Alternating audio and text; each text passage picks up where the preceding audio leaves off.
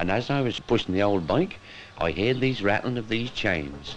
And I thought to myself, oh, well, that's nothing. That's just a matter of a horse straying off the marshes.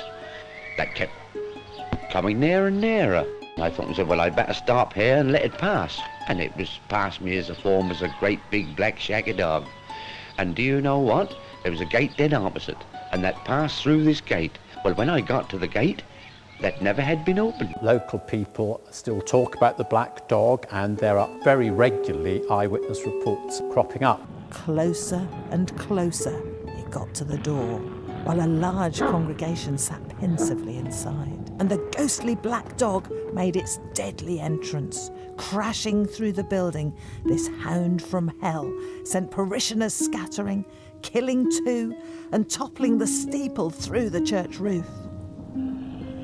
The dog's parting gift were scorched claw marks in the church door, and they remain to this day.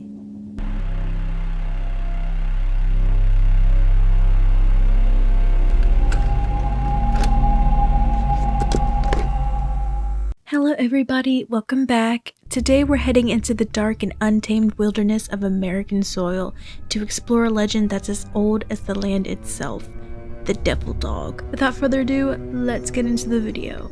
The devil dog legend is deeply rooted into American folklore, with variations popping up across different regions of the country. These fearsome beasts are often described as massive, black dogs with glowing red eyes, razor-sharp teeth, and a supernatural aura. Unlike your neighbor's Labrador, these dogs don't wag their tails. They bring death, misfortune, and sometimes fiery vengeance. The origin of the devil dog myth is difficult to pin down, but some believe it stems from ancient Native American stories about spirit animals. In these tales, black wolves or dogs often represent omens, messengers, or guardians of the underworld. When European settlers arrived, they brought their own dark dog myths, like the Barghest and Black Shuck from English folklore.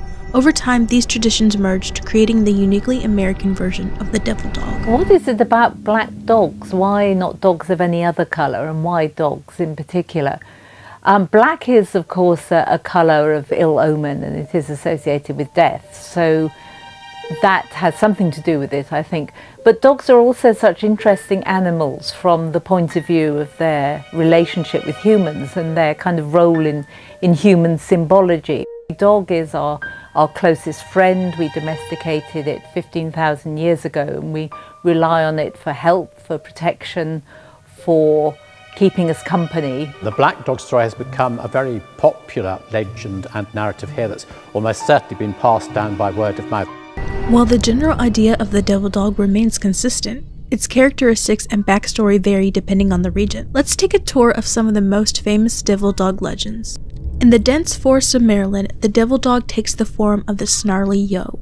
This ghostly hound is said to haunt South Mountain, where it appears to travelers at night. Witnesses describe it as a massive black dog with glowing eyes that disappears when approached. The snarly yo is often associated with accidents and bad luck, but some say it's a protector of the mountain, guarding its secrets. So basically, this wolf devil dog type thing is acting as the Lorax to the forest. So that's such a bad way to put it now that I'm thinking about it. Connecticut's version of the devil dog is a Omen of Doom. Locals tell tales of a spectral black dog that appears on the hanging hills. Seeing it once is a good omen, twice is a warning, and a third sighting means death.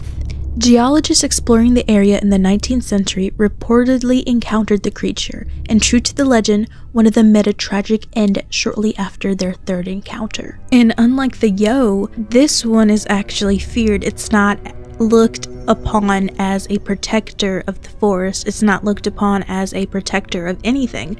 It's just a symbol of death and destruction and the suffering upon many. Down in the Ozark Mountains, the devil dog takes on a more monstrous form. Known as the Ozark Howler, this beast is described as a cross between a wolf and a wildcat, with horns and glowing eyes. It's known for its eerie howl, which echoes through the valleys at night. Some believe the Ozark Howler is a manifestation of ancient curses or a guardian spirit of the land. So now we're getting into the more cryptid aspect of the whole devil dog legend. The reason I chose the devil dog as the first, different varieties of cryptids and legends out there is because if you were just to look at it, it's just simply a dog. You think, oh, a lot of people are just overreacting, but then you have the Ozark Howler. In the Lone Star State, ranchers tell tales of a shadowy beast known as the Devil Dog of Texas. This creature is said to prey on livestock, leaving behind mutilated carcasses. Ranchers claim it's nearly impossible to track or kill, and it seems to vanish into thin air. Some connect the Texas Devil Dog to the Chupacabra, adding another layer of mystery to the legend itself. So what's the deal with these devil dogs? Are they real or just a case of folklore gone wild? Some researchers suggest that devil dog sightings could be attributed to misidentified wild animals, like coyotes, wolves, or even large domestic dogs. The glowing eyes?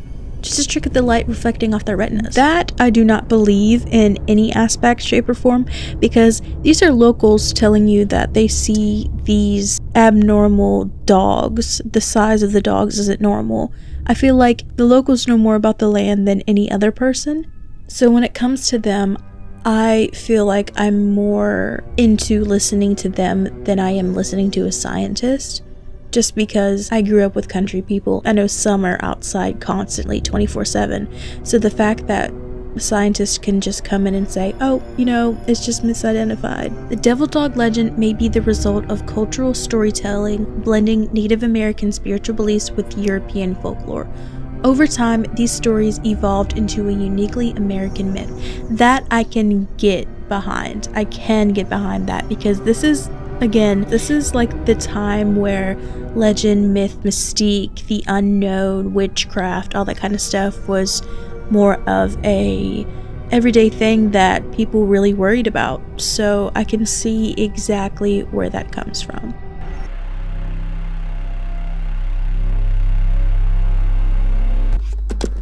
I mean, look at that. There's no way that's real. I'm literally face pressed against the screen and I can see each fake strand of hair.